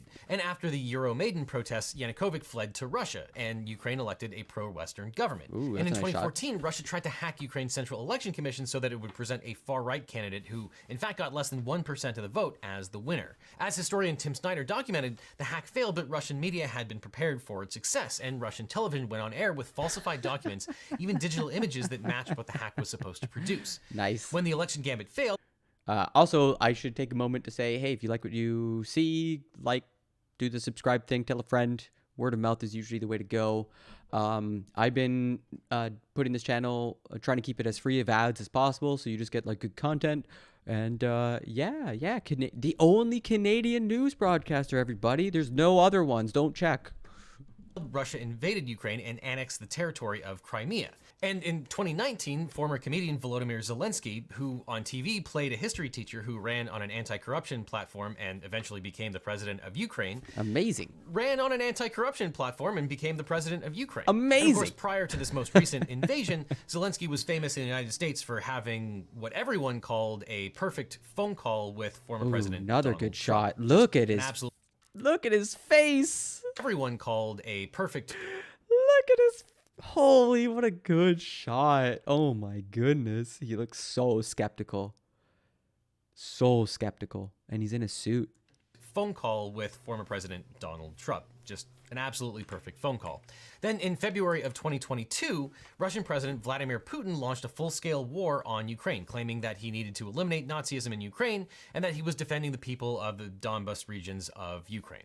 The international community recognized that Donbas, like Crimea, is part of Ukraine. So the question is this an illegal war? And what does it even mean to be an illegal war under international law?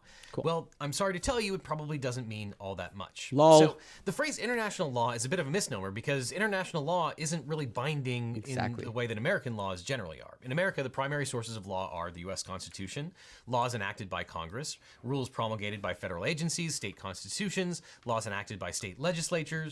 Words written on other papers. Rules promulgated by state agencies and city or county charters and local laws. And as you can see, there's generally a hierarchy to these laws. Statutes and rules can't contradict a higher source of law. For example, the US Constitution is generally at the top of that list, and a state law or a state constitution that contradicts the federal constitution, where state law is supreme, is considered void. But in contrast, there isn't really an international hierarchy of law. Sovereign nations may agree on general principles of conduct, but there isn't a body of international law that is superior to their own national laws. So the first thing you need to know about international law is that everything is dependent on the individual states. And as you can imagine, individual sovereign nations are incredibly reluctant to give up any of their autonomy and to subject themselves to the potential whims of other countries. For instance, Canada has been incredibly reluctant to subject ourselves to international law when it comes to the treatment of Indigenous people. I wonder why. The United States is no exception to this. So what do we mean when we talk about international law? Well, the most important sources of international law are customary international law derived from practice of the states, treaties between the states, and general principles of law recognized by civilized nations. Now, the oldest source of what we call international law tends to be customary international law. And this doesn't really have a written source, like a criminal code. Instead, it's more like English common law, since it's made up of unwritten rules that are derived from custom and practice. Right. A rule of customary law has two elements. First, the practice must be by the government, but must also be recognized by the state's courts and parliaments. And second, there has to be what's called opinio juris, which is the state's belief that it has a legal obligation.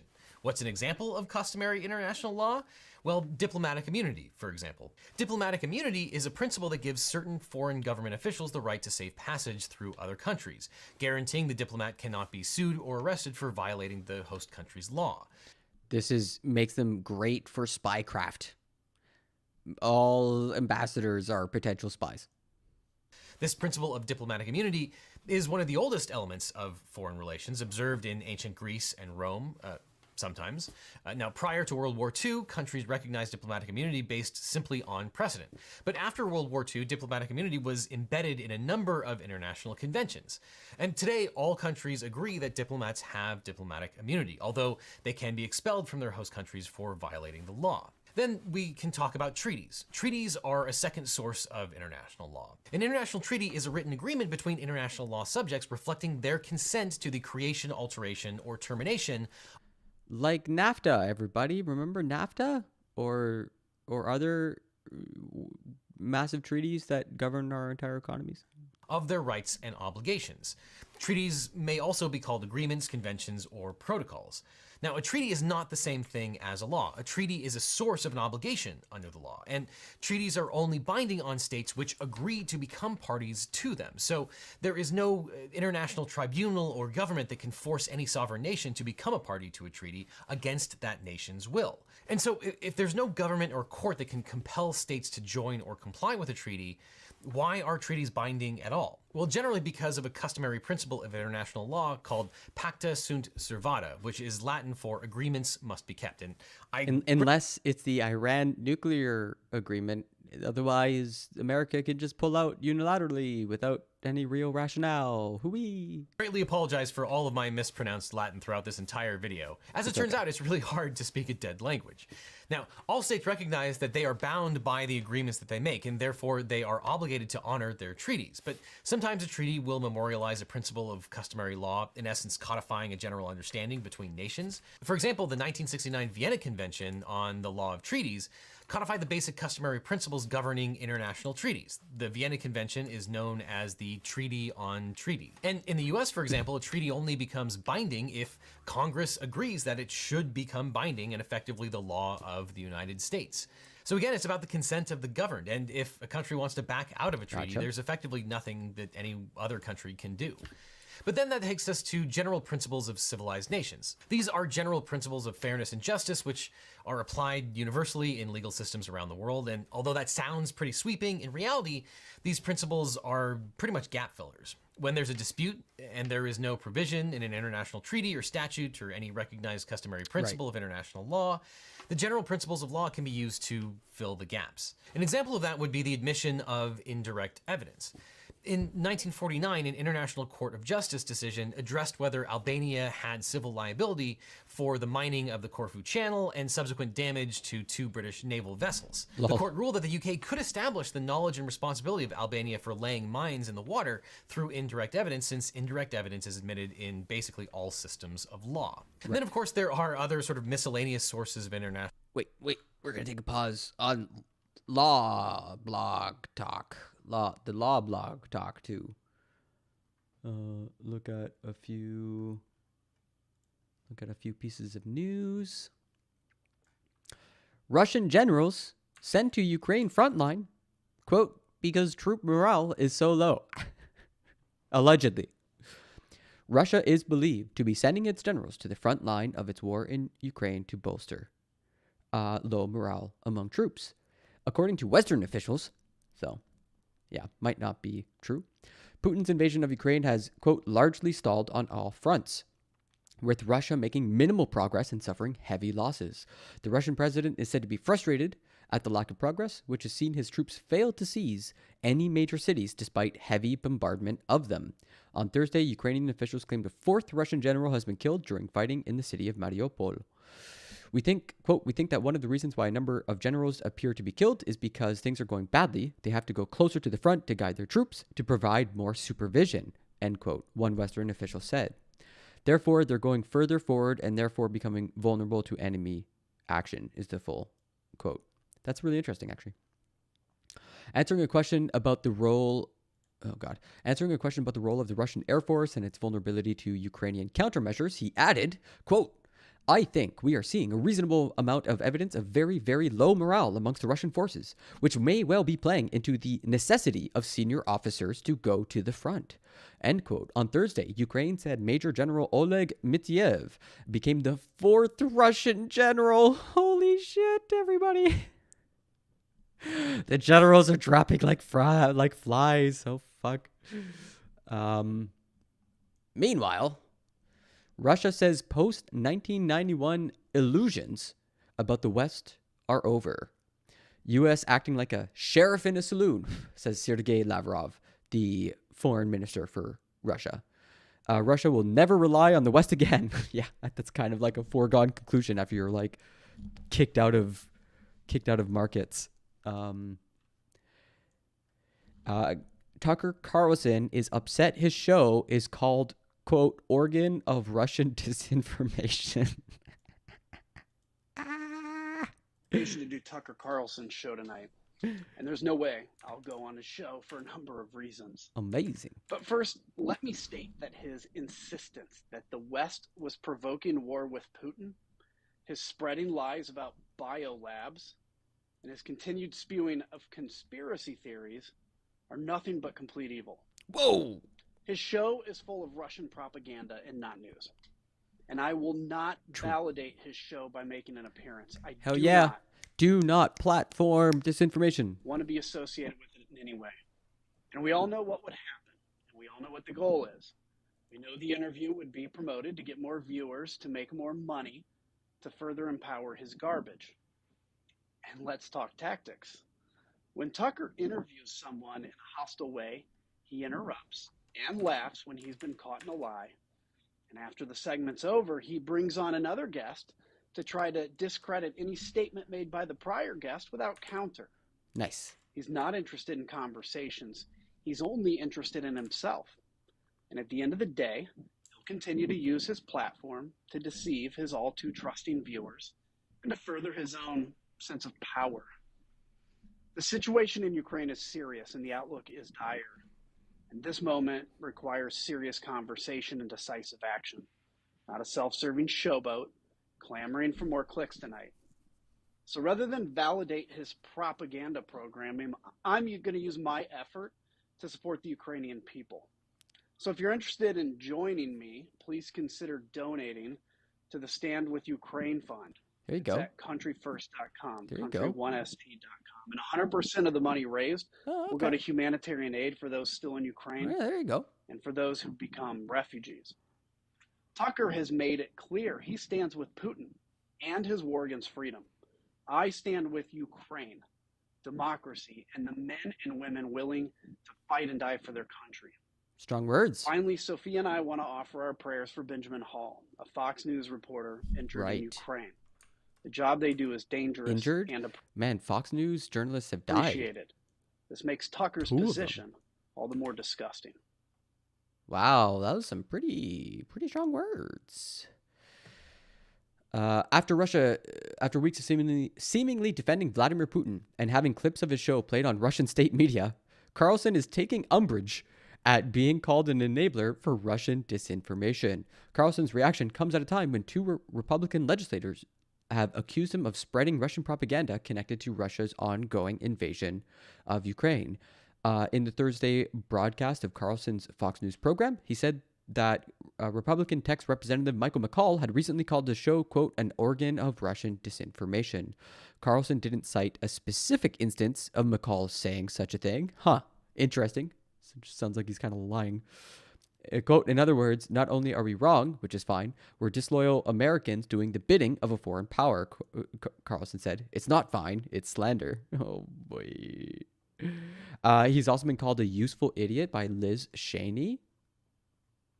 Very, very curious, everybody. All the Russian disinfo that we see on right-wing news sources. What's up? What's up with that? What's going on there? Okay, let's see where our live streams are doing.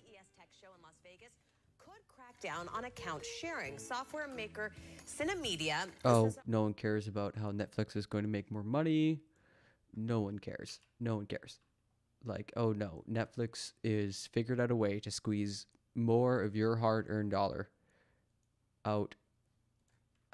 All right. In the Algerian Sahara between 1961 to 1966. Interesting. During this period, Louis Bulidon worked as a chemical engineer at the site's military laboratory. Okay, just give me a sec. In May 1962, a test named the Beryl Trial went terribly wrong. The blast was much more powerful than expected, spewing radioactive dust into the atmosphere due to an improper sealing of the shaft. There's an old Second Thought video that I wanted to watch, and by old I mean it's like maybe a week or two old. So March 5th, yeah, it's kind of dated now. But this is Second Thought. He's okay.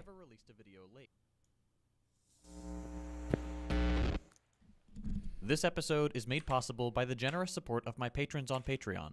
Fun fact, this is only the second time I've ever released a video late. It's an important topic, and I wanted to cover the conflict from an angle I haven't really seen yet. So I moved some release dates around to get this one out in a timely manner. Gotcha. Anyway, this episode is absolutely going to get demonetized. So if you appreciate the work I'm doing, please consider becoming a patron on Patreon. Is Putin crazy? It's all the war stuff. Probably. Most likely at least a little bit. Does it matter? Also yes. That's the short answer for this video that's going to end up being around 20 minutes long. Nice. The long answer, well, it's obviously more complicated than that. Okay, Let's talk about mainstream coverage of the conflict. Yes. Because this situation is fraught and constantly evolving, here's your disclaimer. Hit pause before you start fighting in the comments. Things have changed. Yada, yada, yada. All the attempts made at understanding the Russian are by no means condoning the Russian invasion war. Yada, yada, yada. Okay, cool.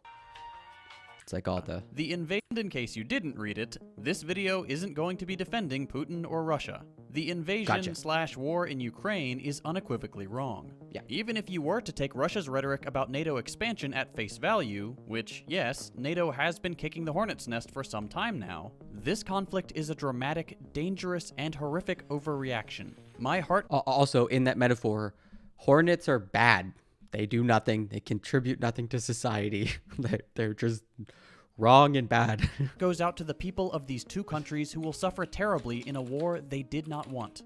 In this episode, I'm going to try and answer a couple of questions. Like the one in the title, is Putin crazy? But I'll mostly be looking into why that question gets asked in the first place, how useful it is, both in the short and the long term, and what focusing on that question leaves out of the picture. Okay, this is a total tangent, but just because I love this video so much, it's so friggin' funny. Caleb City, who you should all subscribe to, did a video of if insects had to introduce themselves. If you've never seen this, it should be good. All right, so we're just going to go around and introduce ourselves so we can get to know each other a little bit more. Let's start with you on the wall. I'm a fly. A lot of people say I'm annoying, but I'm actually hella hype. I'll eat anything. I'm talking anything. Anything y'all don't want to eat, something decomposing. Literal doo-doo water. Don't care. I'll eat it. I'm like the trash man of the insect universe. Nice. All right? I clean up everything. Y'all need me. I hear everybody always want to talk about flies being dirty, but anybody in here want to volunteer to clean up literal doo-doo water? No, I'm good. That's true. I'm about doo-doo water. All right. Next, you. Yeah, I'm an ant. I'm small. But when me and the homies get together, we get a lot of work done. You know what I'm saying? Nice. I'm dummy good for the environment because I clean up stuff too. Just not like literal doo-doo water like this guy. So, yeah, I'm pretty useful too. Okay. Nice. Ants. They made a movie about y'all. I heard about y'all. Cool. Okay. You. Well, I'm a bumblebee. I fly around spreading pollen to flowers. I'm the reason why flowers have mixed babies. Or what else? I'll be making honey. Okay. I'll be chilling. Yeah. I'm a real cool dude if you get to know me. You know what I'm saying? He's got a yellow shirt on. Bumblebee. All right, for sure. Be careful around those flowers, though. I heard they can be crazy. All right, last but not least. Oh, me? I'm a wasp, and I like to hurt people. I like it. That's it? Yep. That's it. I just like hurting people. I don't clean nothing. Oh, wait. Heads up. Copyrighted audio? Stream might be... Oh, I guess Caleb doesn't let you watch this stuff. Okay. This video is going to try to understand this whole situation a little bit better without getting into the specific details of the conflict. We're not going to rehash the whole history of Ukraine or Russia. We're not going to go into the details about Euromaidan or Crimea. We're going to look at the way we tell the story of the conflict, not the conflict itself. Significant chunks of this video will be speculative. Most analysis of the conflict is at this time. So take everything I say with a grain of salt, and I invite you to respond to this video and critique it to your heart's content. In any case, this video won't come down on a single conclusion for each topic, but rather put out a couple ideas and leave it up to you to decide what you want to take away. So, let's get back to Putin. Recently, this is the kind of coverage he's been getting. He is just basking in his own hubris. Do you think that he has it in him, and Putin in particular, to actually... I'm confused. Is it second thought, or is it... Does second thought not let us watch his videos? I thought he did. It's like a pretty common thing. Very strange. I'm not sure if it's Caleb City or second thought. Oh, well, I guess, golly gee, it's 9 o'clock. It's been a 2-hour stream. Probably as good a time as any to bury the hatchet as it is. Thanks so much for joining. I'll be here tomorrow. I think I might actually kind of check out the trucker convoy tomorrow, see what's going on with that. I'm sure there's a bunch of news that I haven't caught up on. The Ukraine war thing isn't going away anytime soon. But if you enjoyed the content you saw, enjoyed the vibe, tell a friend, like, subscribe, do all that jazz. I'm here most days in the morning covering the news. I'm like the only Canadian news broadcaster. Don't check. You can hang out. There's YouTube and Twitch chat, so you usually get a nice diversity of voices. And then I do a couple like special events, couple odd stuff. I do some music or maybe like a talk show, all sorts of a cooking show one day maybe. So yeah, thanks so much for joining, and I hope you all have a lovely day. I'll see you later, and I'll be here tomorrow morning. Bye-bye. Au revoir. À la prochaine. See you later. Oh yeah, and if you're in the city, if you're in Montreal, we got a poetry slam this Sunday. Come out. Theater St. Catherine, 9:30 on a Sunday. It's going to be so good. We got a professor of literature coming in. He's gonna bedazzle us. We're going to see how well he holds up against, your everyday poet who's competing in the slam. But yeah, if you're in the city, come check out the poetry slam, Throw Poetry Collective, and I'll be hosting, so it's going to be good. All right. Bye, everyone. I'll see you later.